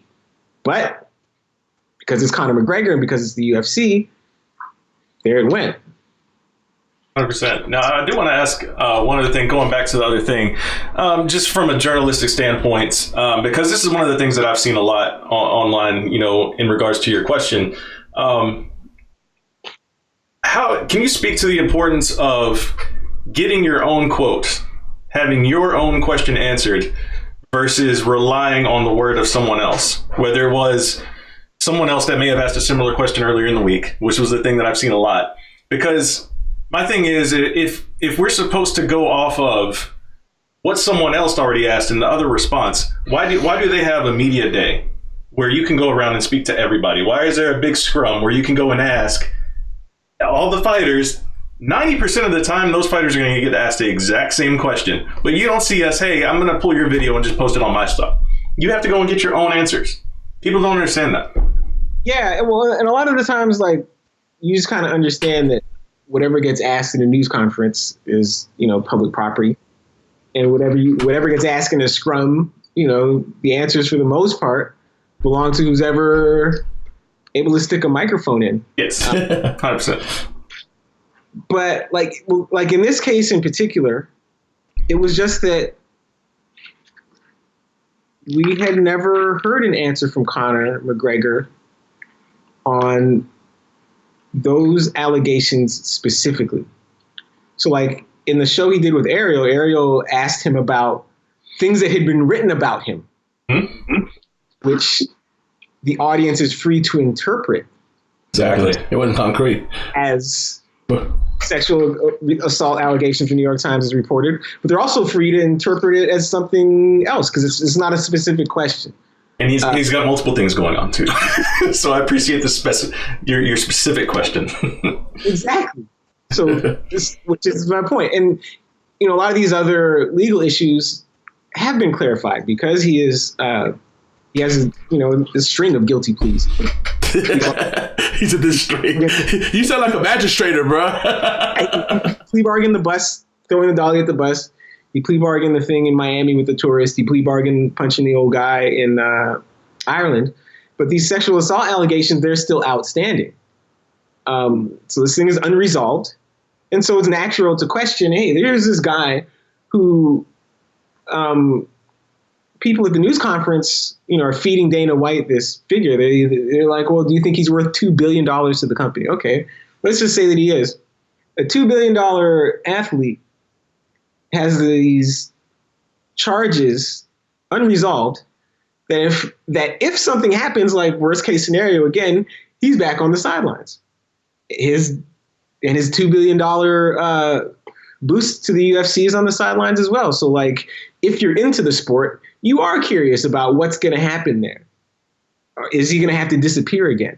Is he going to wind up like Mike Tyson, Floyd Mayweather, like in jail for a year, 2 years, whatever, a summer, and having to take more time off? Like, these are normal questions. And so again, I asked the question, I didn't ask in an accusatory manner. I just asked if he could update us on the status of those cases.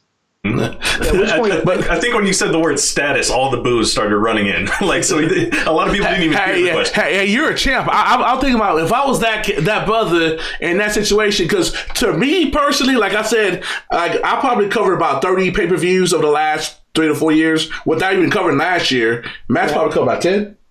Some pay-per-views. So we know the dynamic that you're sitting in. You get where I'm driving at. But to me, it was a little bit extra because it's like, who's this brother up here asking this question? Because I guarantee you, if that's John Morgan or somebody like that, it's not gonna get as negative or harsh instant response. Because they don't know who I am, or because I'm black, or both. Yeah, a little bit of both. Yeah, the thing I fully expected to hear like racial slurs. Oh, for real? And I didn't. So, hey, credit to the McGregor fans, because that's what I expected to hear when I stood up. But I don't know if someone might have used one. I just didn't hear it. What I did hear was a guy saying, "Oh, sit the fuck down." Yeah.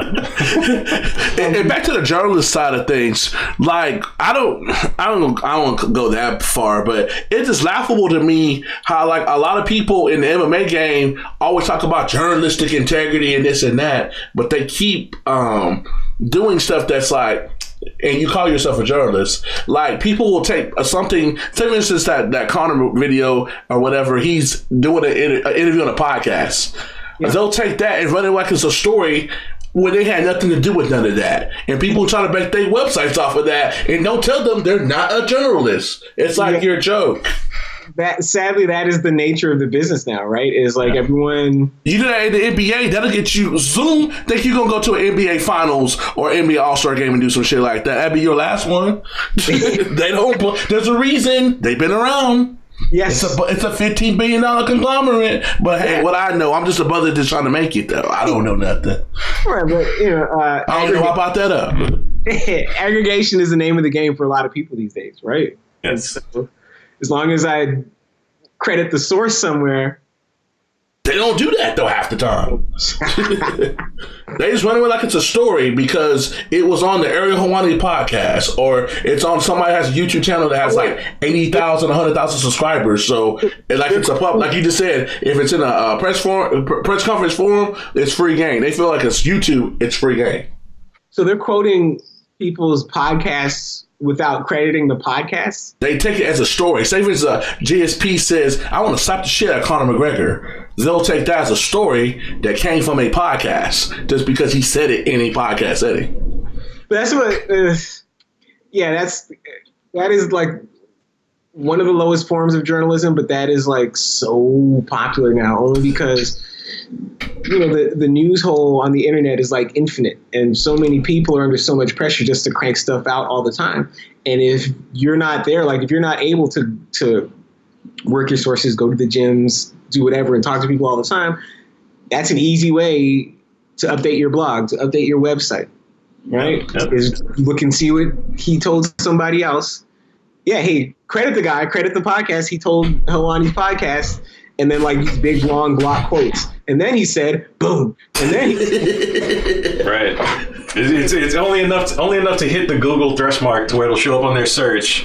Yes. And it's a race for clicks. That's what it is. Headline, and there it goes. But that's don't tell them they ain't no journalist, boy. They lose their pants. I guess they're journalists. It's a new form of journalism. Put it that way. It's a new form. It's make believe. Like if it means that much to them to have that label, bruh, have it. It's like the people that do like not even chess, like checkers or golf. Yeah. And you say, well, yeah, you're not an athlete. Man, don't tell that guy he's not an athlete because he will fight you over that. I'm like, listen, if it means that much to you, for me to say that you as a competitive trap shooter are an athlete, bruh, have it. See, like, some people like they want it so bad. Like, I don't want you to call me a journalist. Like, we interview fighters directly. We get our own quotes. We write our own stories from one-on-one interviews. I go to gyms, talk to people face to face. Right. I don't want to be called a journalist though, because like most of my stuff I do is mostly video, like for our YouTube channels. I'll write articles every now and again, but that's still journalism, going out, finding stories. Yeah. True. How do I consider that a media member? I just say I was report information. I'm a fact teller because by becoming facts, because a lot of people, like for instance, like you know how I contacted you, I produced the show. A lot of people don't understand. Like I'm tired, especially on like the NBA, these guys that got a lot more money. Yeah. Journalist, reporter, that's a cuss word. You can't do all that. I'm just a fact teller. I just tell the facts, bro. And that's how I get cool, build this relationship. You say journalist or whatever, that'd be the last time I hang out with Kevin Durant. That ain't gonna work out for me. So I'm just a fact teller. That's why I stay with. I don't need no journalist title. I need some awards you got though. I'll let you offline. Props to you.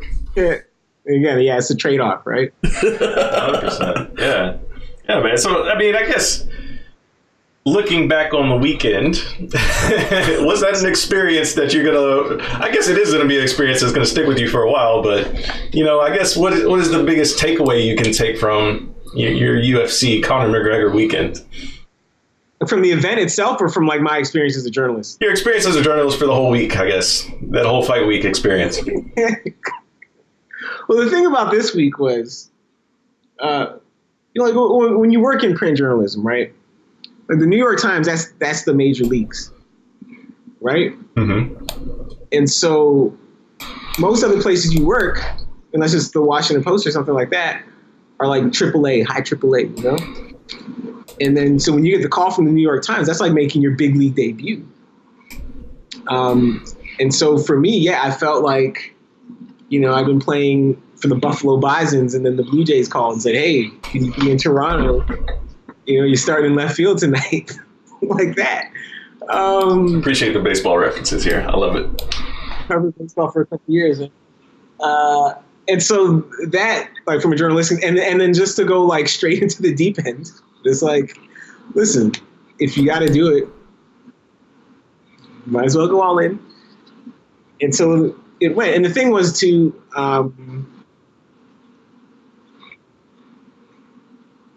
not to like, I'm not trying to brag about it or anything like that, but that's also one of the reasons like that I got that assignment, because the people, like the bosses didn't necessarily know how that would go, but like the people that recommended me for the boss understood that like I'm a person you can send to an environment like that, and I can ask that question and not get nervous or not get intimidated or whatever. Because the thing about like asking those questions is asking those questions in those environments is like one skill.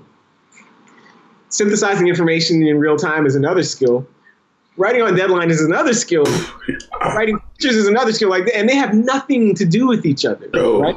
Edit like, videos, the whole bit. I agree with you. Yeah, you guys are football guys from Texas. Like, it's like being a wide receiver. You see a guy that runs really fast and be like, oh, he'll be a great wide receiver. Like, maybe, but then there's just all these other skills that have nothing to do with linear speed.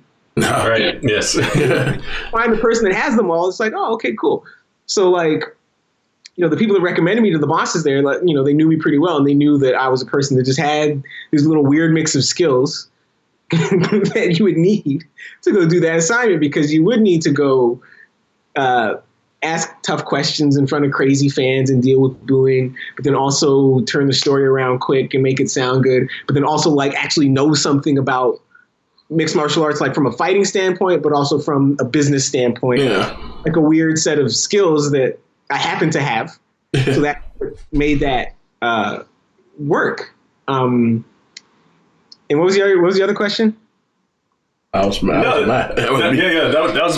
it. I mean, just touching on the whole weekend as a whole, in that experience. I mean, it seemed like you still had fun. Props to you for you to be in a new environment. 'Cause I was thinking, like, what if I was like that in something I didn't know? Like, I know the MMA background, so I would know what to deal with, but I know what I'm signing up for. You technically didn't know what you were signing up for, so props to you. I couldn't even say I would have handled it like that. I would have, like, knowing what I know with the MMA people and how to deal with that, because my styles always looked at different, because I always ask stuff like, what if I'm sitting at home, I really want to know this, but I don't be caring about the business side or what somebody might think. So I just ask questions that people really want to ask, but I ask them directly to the fighters. Everybody gets taken aback because it's like, you really want to know, you just don't want to ask. So I just ask anyway.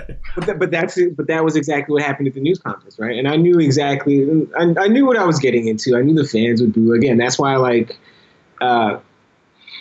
I shut down, so many of my Twitter alerts preemptively, because I knew once I got up there, this thing is live, national TV. It's going to live on YouTube for a while. Like, someone's going to identify me, and it'll just be a bunch of people in my mentions. Why'd you do that, you jerk?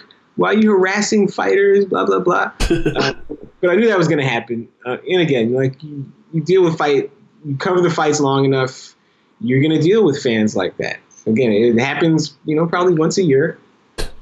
Even with mundane questions, I don't have people bother me, but I've asked questions to fighters. It's happened 2 or 3 times at those big press conferences. I've gotten the mic every time, and I know I'll just ask a question that I know, because I'll talk to a lot of fighters on DMs and all that they have, like, if they have legit animosity, I'll ask them a public question, and then they get that legit, like, outrage, and I'm sitting there holding the mic for like 3 minutes while they go back and forth, and people think I've done that on purpose. I had no idea that he was going to try to charge y'all, boy, but it needed to be asked. And people, like, because what happens is, and Matt's know this, some people get overzealous and cut them off. The UFC likes that, and they'll use that as promo material. Course, yeah. So I've done it 3 times, so they make sure to give me the mic now. I've done it, it was an accident. It was not by, hey, I know Kamaru was going to charge up, so I didn't know that. And then Kamaru Usman, he got to it Kobe Covington when the last times I came, they had that big event. I didn't even know about the thing in that back. They had a big altercation behind the scenes that I didn't know beforehand. So it all made sense when I figured all that out.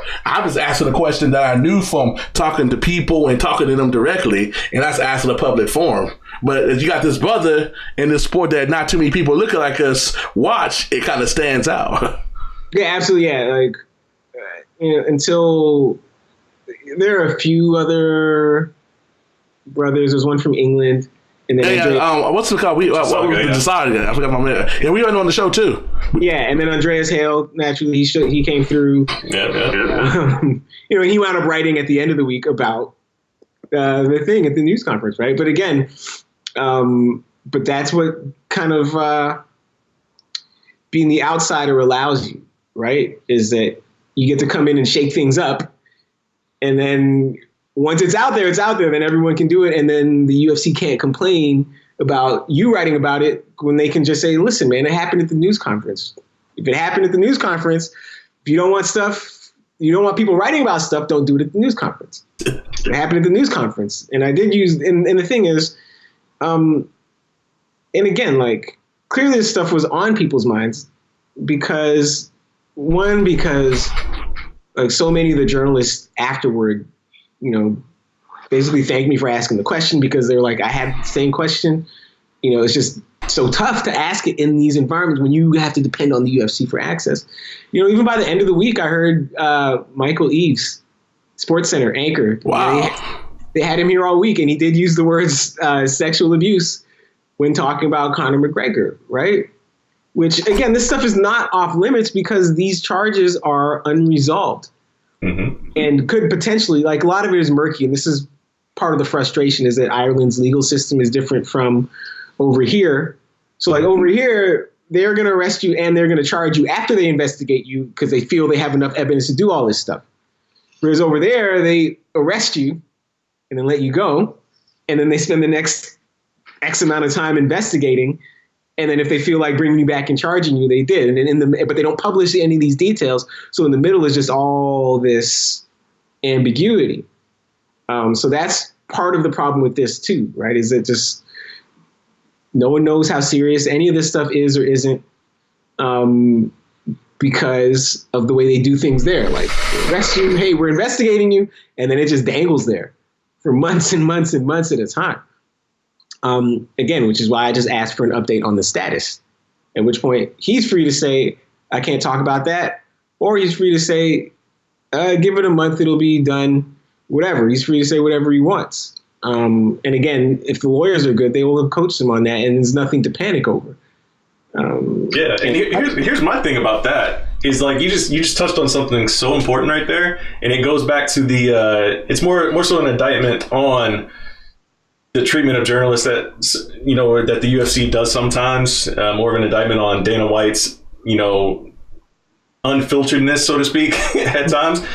If he just said simply that, or if he just said, or when Cowboys start to cut you off, if Dana was just like, no, and then let you finish the question, and then let Conor say his predetermined script that he already had, yes, this would not have been a big deal whatsoever.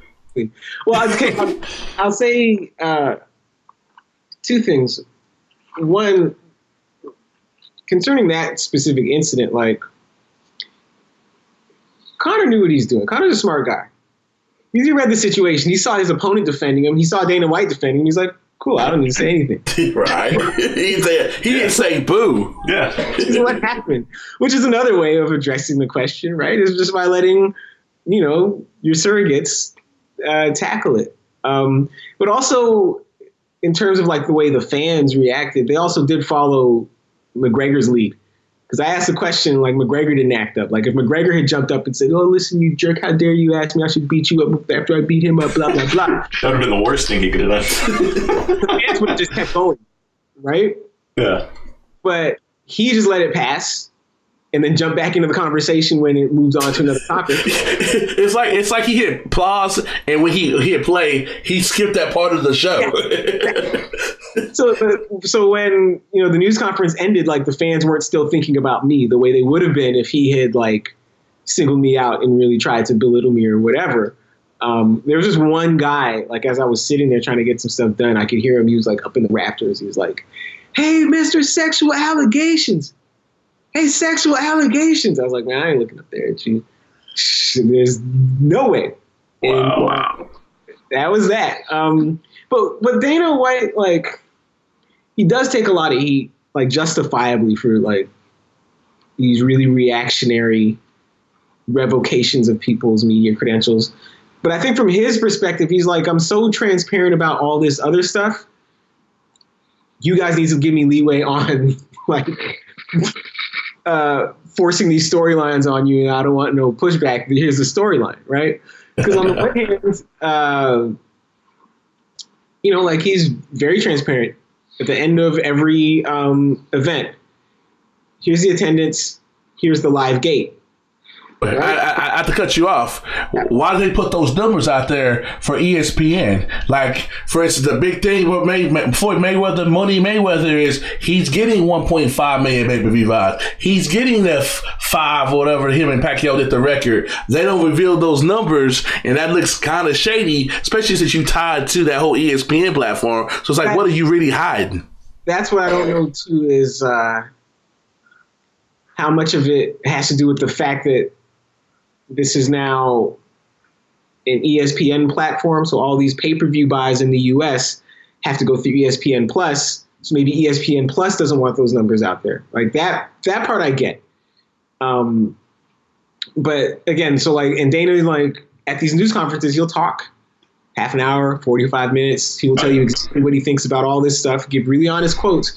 So in his mind, he's like, listen, I give you guys great copy. I give you guys the numbers. I tell you guys what fights I think should happen.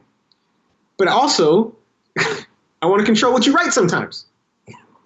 So I should be able to do that because I give you all this other stuff. And this is where the friction happens, right? This is where people butt heads. Or by them not saying nothing, like the whole, we just came off the whole Kobe Covington MAGA thing. People like my co-host was all upset about Kobe Covington when the UFC didn't say anything, but they showed it getting the platform to walk around with a fake belt, say what the F you want to say, promote this, promote that. They're, to me, in my opinion, they're guilty by omission. But nobody said anything about people all mad at him. They're not have that same intensity towards the UFC or towards Dana White. So to me, it's not that big a deal then because you can't separate the two.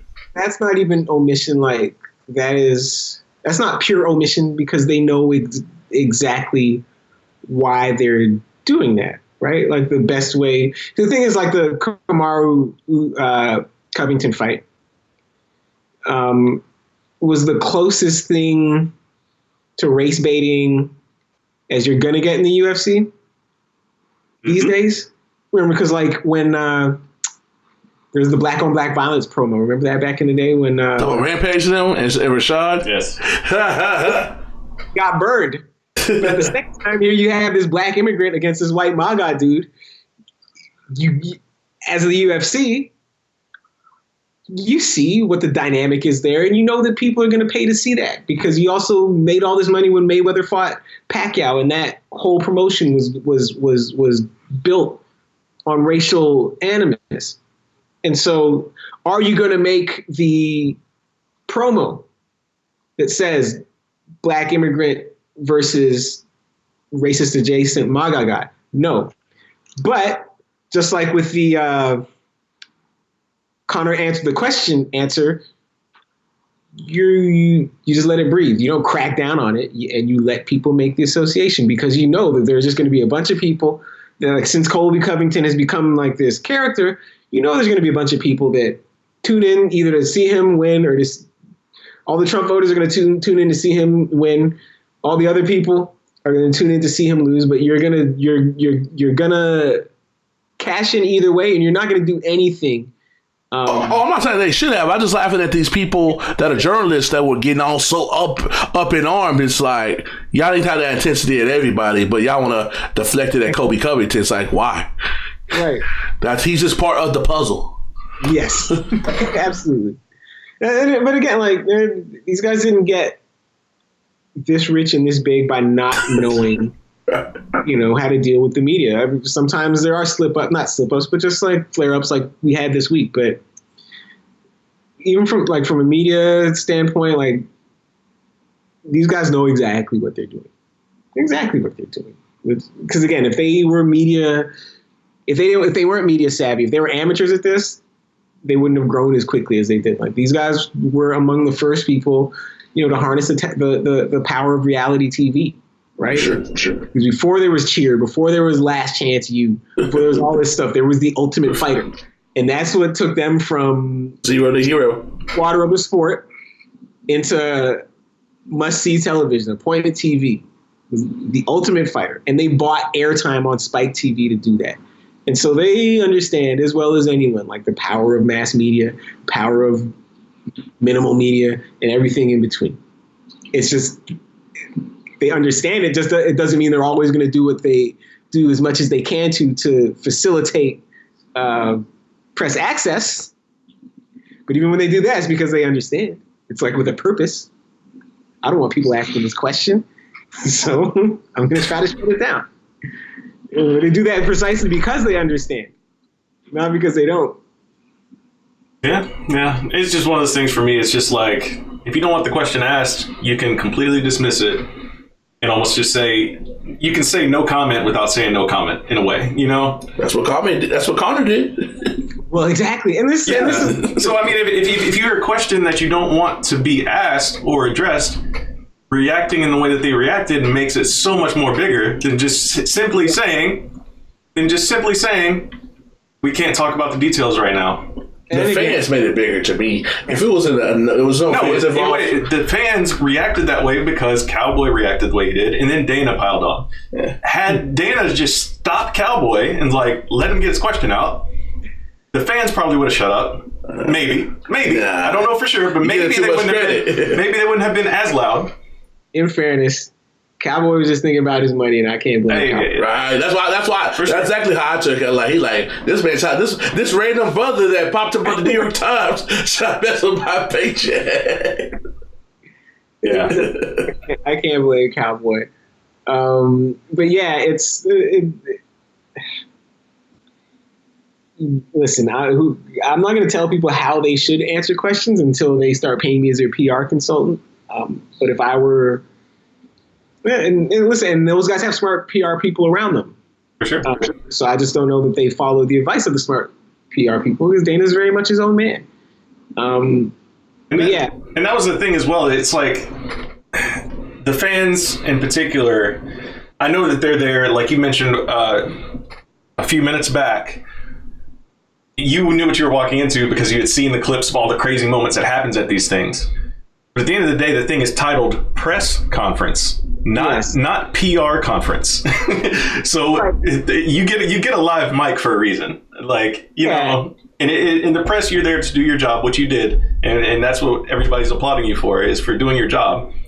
But you're not there. Like, you know which question you have to ask.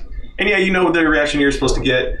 But in that moment when the mic's coming to you, you don't abandon ship and be like, I know what this crowd wants to hear. You know? And maybe like if the UFC, you know, is really concerned, you know, about just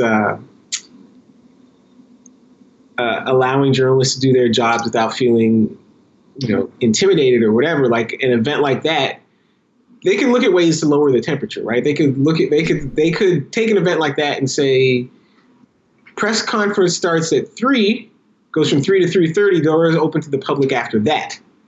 Right, yeah. So ask whatever questions you want. It goes out there, and you can ask some tough questions if you need to.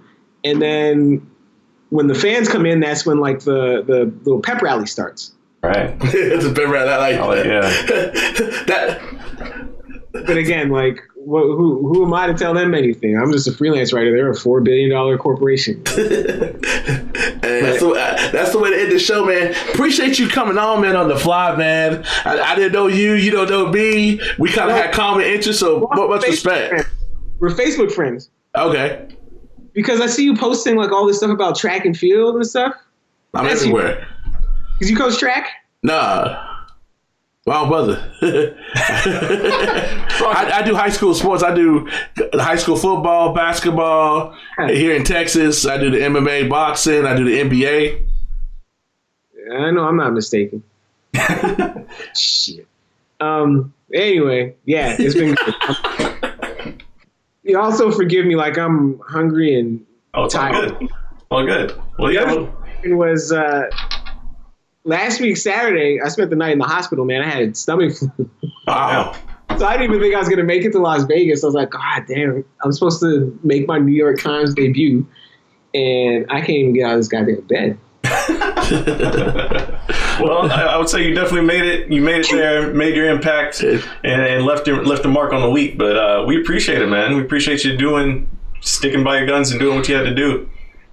Anytime. And again, like, I was just glad that I was able to shake things up, and then again give like all of the other like because I don't judge the regular MMA writers, like the day in day out MMA writers for that, because they have to be a lot more circumspect. So I'm happy I was able to just shake some things up for them, ask a question that a lot of them wanted to ask, but understandably didn't necessarily feel comfortable asking.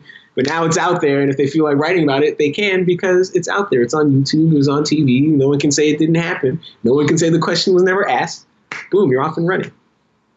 Absolutely. We appreciate the time, brother, and we look forward to, I guess, seeing you at an event in the future. Something like that. More likely to be boxing than MMA, but we'll see. All right. Well, we'll be on the lookout for you, brother. Thanks for the time. All right, guys.